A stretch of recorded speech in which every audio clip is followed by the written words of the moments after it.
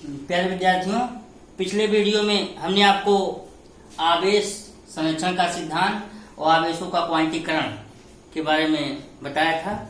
आज उन्हीं आवेशों से संबंधित कूलाम का नियम आपको पढ़ाएंगे। लेकिन कूलाम का नियम पढ़ाने से पहले, बताने से पहले मैं आपसे रिक्वेस्ट करना चाहता हूं कि आप हमारे YouTube चैनल को सब्सक्राइब कर दीजिए और बगल में छपे हुए बेल आइकन को भी दबाइए, जिससे आपको नोटिफिकेशन हमारे वीडियो की लगातार मिलती रहे। और लाइक, शेयर, कमेंट करना ना भूलिएगा।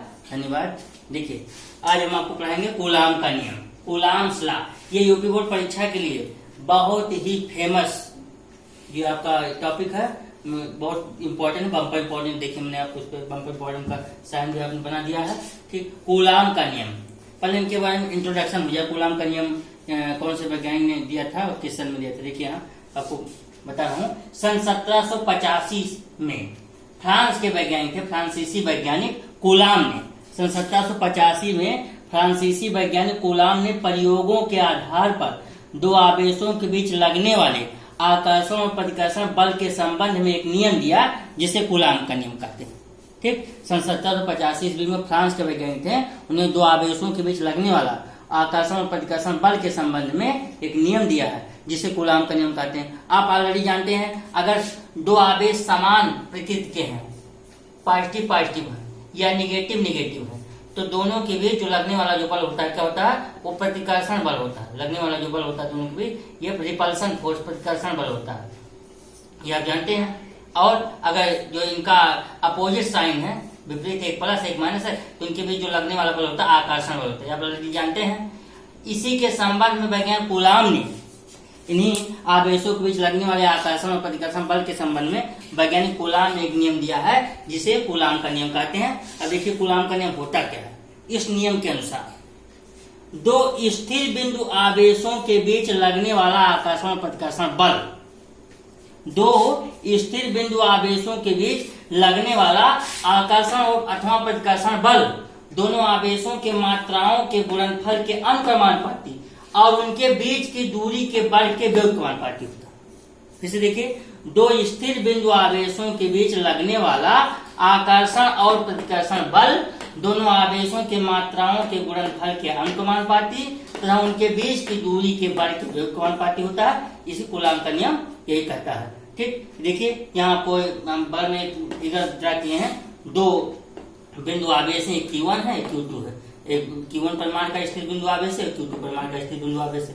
दोनों का साइन पॉजिटिव है, चिन्ह पॉजिटिव है। दोनों एक दूसरे से r दूरी पर रखे हैं।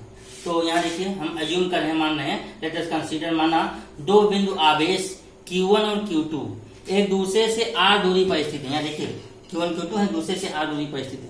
तब कूलाम के नियम अनुसार, कूलाम के नियम कहता है, उनके बीच जो लगने वाला बल होगा, प्रतिकर्षण बल जो रिपल्सन फोर्स जो होगा, वो दोनों आवेशों के गुणनफल के अनुक्रमानुपाती। देखिए, यह है अनुक्रमानुपाती, प्रोपोर्शनल का साइन है, यह अनुक्रमानुपाती Q1 Q2। इसको क्वेश्चन नंबर 1 आप मान लीजिए।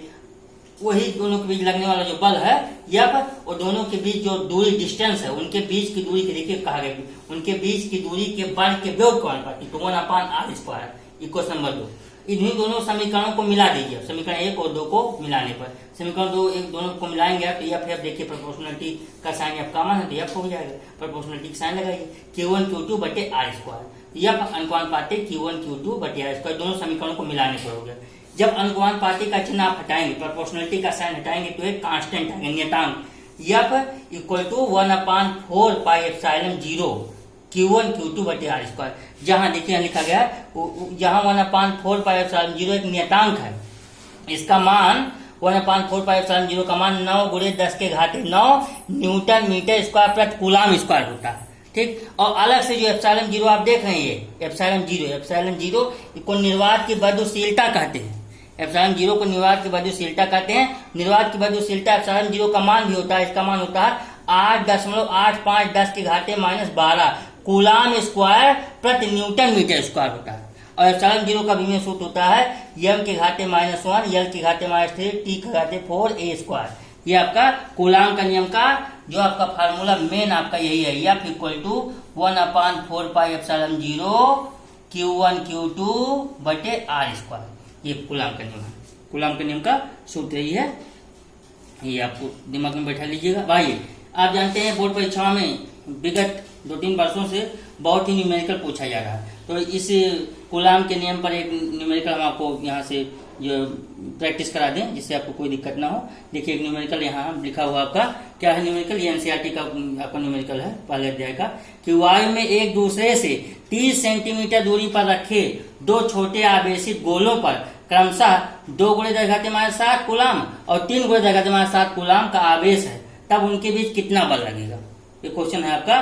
तो देखिए न्यूमेरिकल लगाने का तरीका यह है, पहले जो जो दिया होता है क्वेश्चन उसको लिख लिया जाता है, क्या क्या दिया है। देखिए क्या क्या दिया है, पहला आवेश है, पहला आवेश दिया Q1 2 × 10⁻⁷ कूलाम, कूलाम का साइन C होता है ये, और दूसरा आवेश दिया यहाँ देखिए 3 × 10⁻⁷ Q2 बराबर 3 × 10⁻⁷ कूलाम।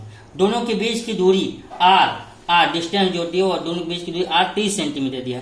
तो सेंटीमीटर को पहले आप एम के पद्धति में मीटर में बदल लीजिए, तो 30 सेंटीमीटर को जब मीटर में बदलेंगे तो चूंकि 100 सेंटीमीटर में 1 मीटर होता है, तो 30 सेंटीमीटर में 30/100 हो जाएगा, 1 0 से 0 कट जाएगा, तो 3 1 0 0 कट जाए तो 3/10 बचेगा। इसको हम लिख सकते हैं R बराबर 3 × 10⁻⁴ मीटर आपका हो गया।